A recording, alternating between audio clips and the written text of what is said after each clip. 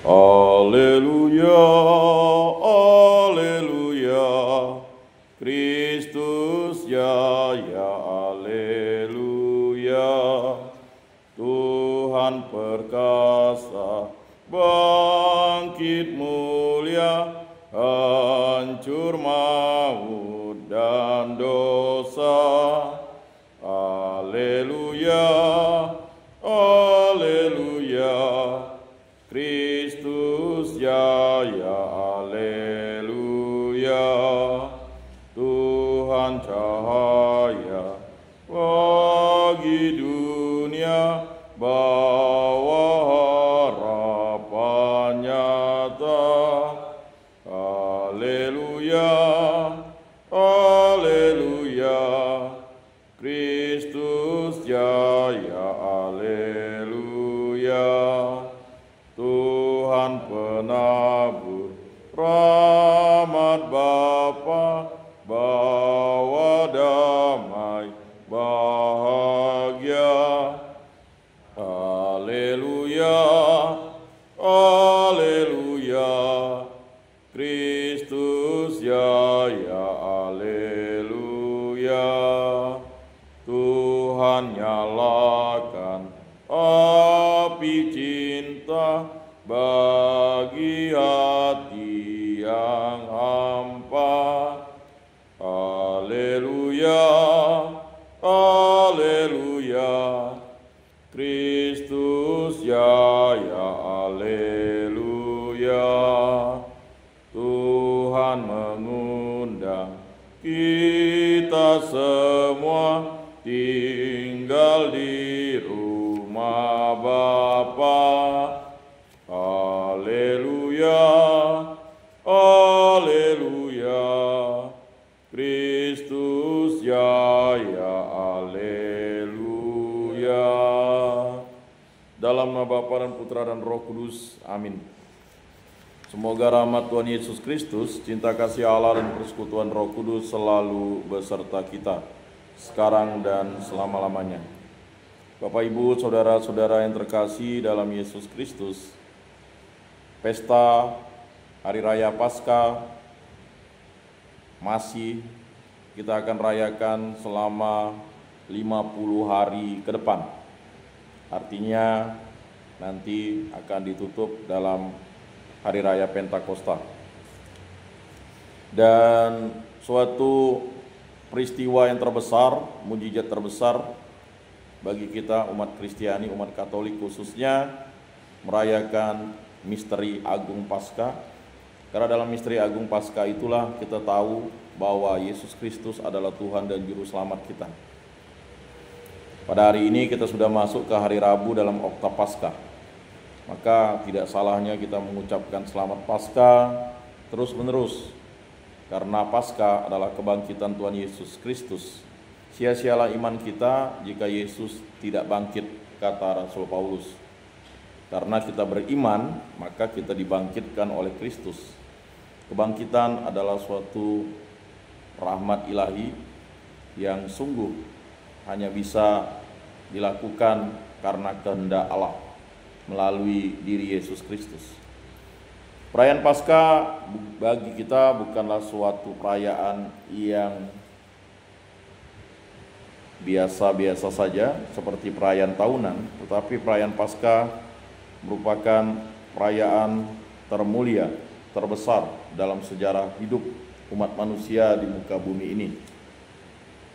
Penyelamatan Yesus Kristus adalah suatu tanda rahmat yang dinantikan oleh orang-orang beriman yang akan masuk ke rumah Bapa.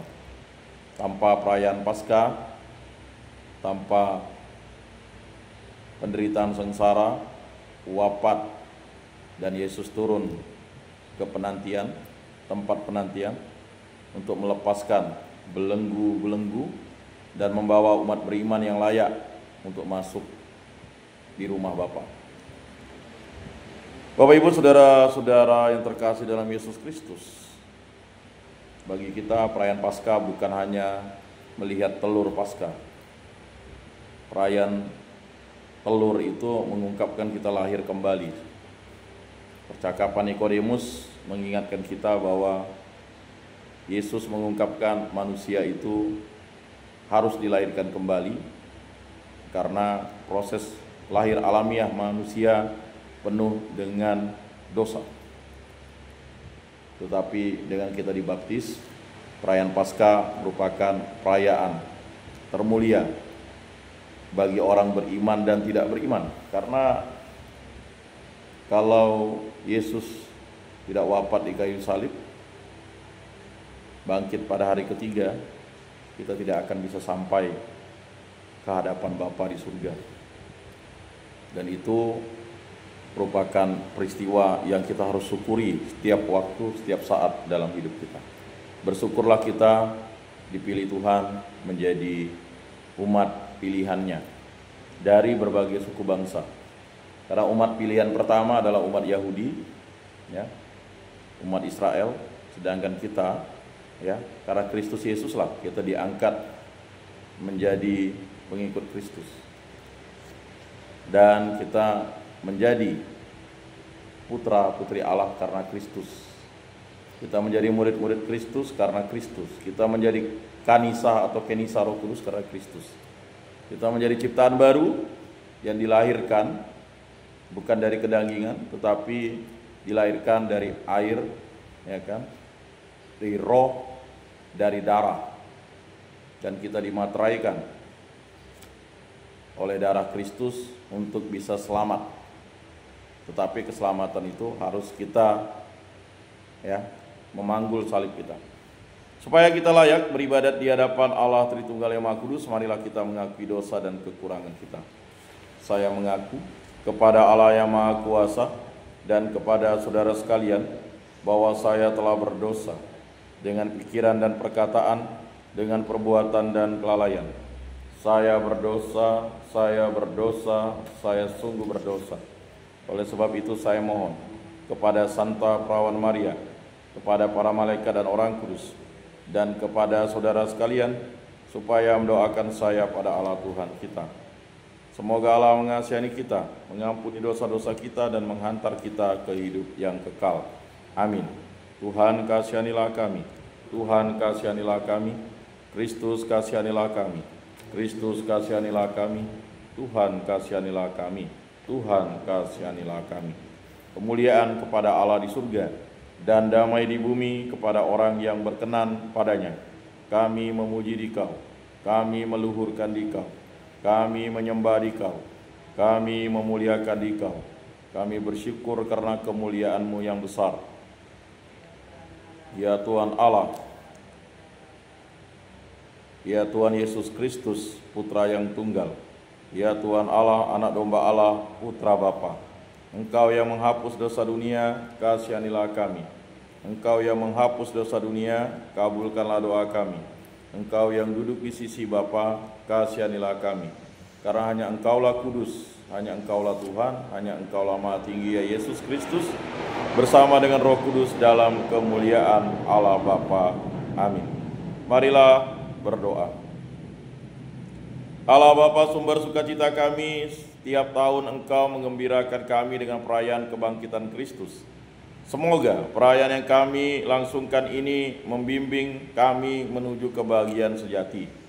Dengan pengantaran Yesus Kristus, Putramu, Tuhan kami, yang bersama dengan Dikau dalam persekutuan Roh Kudus, hidup dan berkuasa Allah sepanjang segala masa. Amin. Bacaan dari Kisah Para Rasul. Pada suatu hari menjelang waktu sembahyang, yaitu pukul 3 petang, naiklah Petrus dan Yohanes ke bait Allah. Di situ ada seorang laki-laki yang lumpuh sejak lahirnya sehingga ia harus diusung. Tiap-tiap hari orang itu diletakkan dekat pintu gerbang bait Allah yang bernama Gerbang Indah untuk meminta sedekah kepada orang yang masuk ke dalam bait Allah. Ketika orang itu melihat bahwa Petrus dan Yohanes hendak masuk ke bait Allah, ia meminta sedekah. Mereka menatap dia dan Petrus berkata, "Lihatlah kepada kami." Lalu orang itu menatap mereka dengan harapan akan mendapat sesuatu dari mereka. Tetapi Petrus berkata, "Emas dan perak tidak ada padaku, tetapi apa yang kupunyai kuberikan kepadamu. Demi nama Yesus Kristus, orang Nazaret itu, berjalanlah." Lalu Petrus memegang tangan kanan orang itu dan membantu ia berdiri. Seketika itu juga kuatlah kaki dan mata kaki orang itu. Ia melonjak berdiri lalu berjalan kian kemari dan mengikuti Petrus dan Yohanes ke dalam bait Allah. Ia berjalan dan melompat-lompat serta memuji Allah. Ketika seluruh rakyat melihat dia berjalan sambil memuji Allah, mereka mengenali dia sebagai orang yang biasanya duduk meminta sedekah di gerbang indah bait Allah. Maka mereka takjub dan tercengang tentang apa yang telah terjadi padanya. Demikianlah sabda Tuhan. Syukur kepada Allah. Mazmur tanggapan, refren, biarlah bersuka hati orang-orang yang mencari Tuhan. Kita ulangi. Biarlah bersuka hati orang-orang yang mencari Tuhan. Bersyukurlah kepada Tuhan, serukanlah namanya, maklumkanlah perbuatannya di antara bangsa-bangsa. Bernyanyilah bagi Tuhan, bermazmurlah baginya, percakapkanlah segala perbuatannya yang ajaib. Biarlah bersuka hati orang-orang yang mencari Tuhan. Bermegahlah dalam namanya yang kudus. Biarlah bersuka hati orang-orang yang mencari Tuhan. Carilah Tuhan dan kekuatannya, carilah selalu wajahnya. Biarlah bersuka hati orang-orang yang mencari Tuhan. Hai anak cucu Abraham, hambanya. Hai anak-anak Yakub, pilihannya.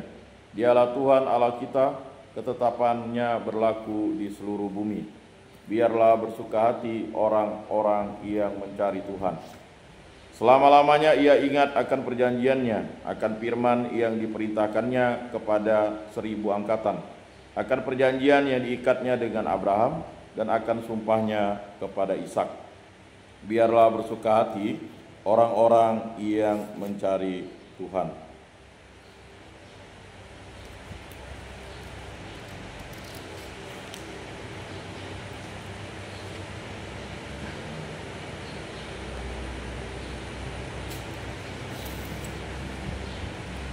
Alleluia, alleluia, alleluia, alleluia, alleluia, alleluia, alleluia,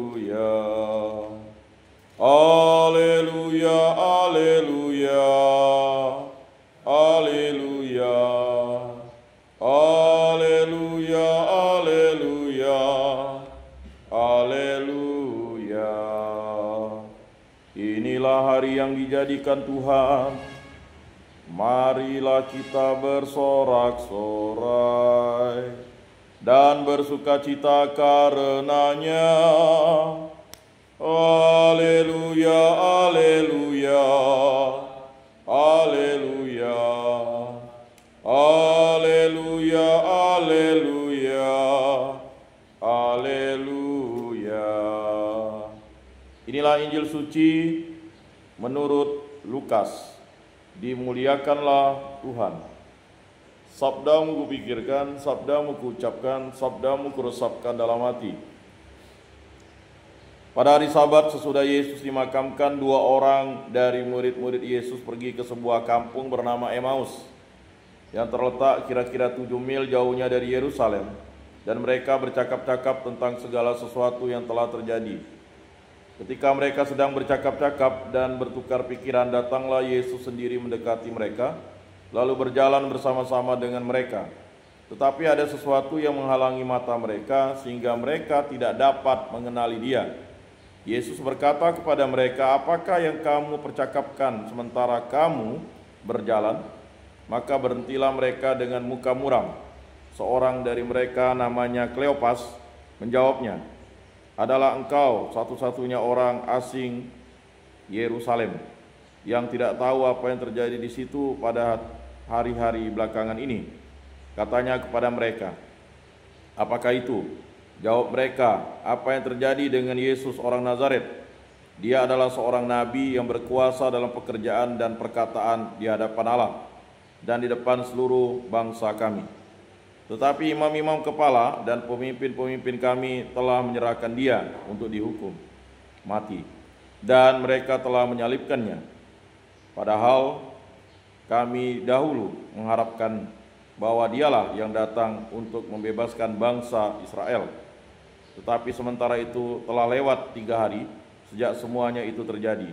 Dan beberapa perempuan dari kalangan kami telah mengejutkan kami.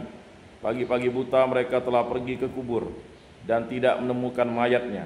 Lalu mereka datang dengan berita bahwa telah kelihatan kepadanya malaikat-malaikat yang mengatakan bahwa Yesus hidup. Dan beberapa teman kami pergi ke kubur itu dan mendapati bahwa memang benar yang dikatakan perempuan itu. Tetapi Yesus sendiri tidak mereka lihat. Lalu ia berkata kepada mereka, "Hai kamu orang bodoh, betapa lambannya hatimu, sehingga kamu tidak percaya akan segala sesuatu yang telah dikatakan para nabi. Bukankah Mesias harus menderita semuanya itu untuk masuk ke dalam kemuliaannya?" Lalu ia menjelaskan kepada mereka apa yang tertulis tentang dia dalam seluruh kitab suci, mulai dari kitab-kitab Musa dan segala kitab nabi-nabi. Sementara itu mereka mendekati kampung yang mereka tuju. Ia berbuat seolah-olah hendak meneruskan perjalanannya. Tetapi mereka mendesaknya dengan sangat, "Tinggallah bersama-sama dengan kami, sebab hari ini telah menjelang malam dan matahari hampir terbenam." Lalu masuklah ia untuk tinggal bersama-sama dengan mereka. Waktu duduk makan dengan mereka, ia mengambil roti, mengucap berkat, lalu memecah-mecahkan roti itu dan memberikannya kepada mereka. Ketika itu terbukalah mata mereka dan mereka pun mengenali dia. Tetapi Yesus lenyap dari tengah-tengah mereka. Kata mereka seorang kepada yang lain, "Bukankah hati kita berkobar-kobar ketika ia berbicara dengan kita di tengah jalan dan ketika ia menerangkan kitab suci kepada kita?" Lalu bangunlah mereka dan langsung kembali ke Yerusalem. Di situ mereka mendapati ke-11 murid. Mereka sedang berkumpul bersama teman-teman mereka. Kata mereka kepada kedua murid itu, "Sungguh Tuhan telah bangkit dan telah menampakkan diri kepada Simon." Lalu kedua orang itu pun menceritakan apa yang terjadi di tengah jalan dan bagaimana mereka mengenali Yesus pada waktu ia memecah-mecahkan roti. Demikianlah sabda Tuhan. Terpujilah Kristus.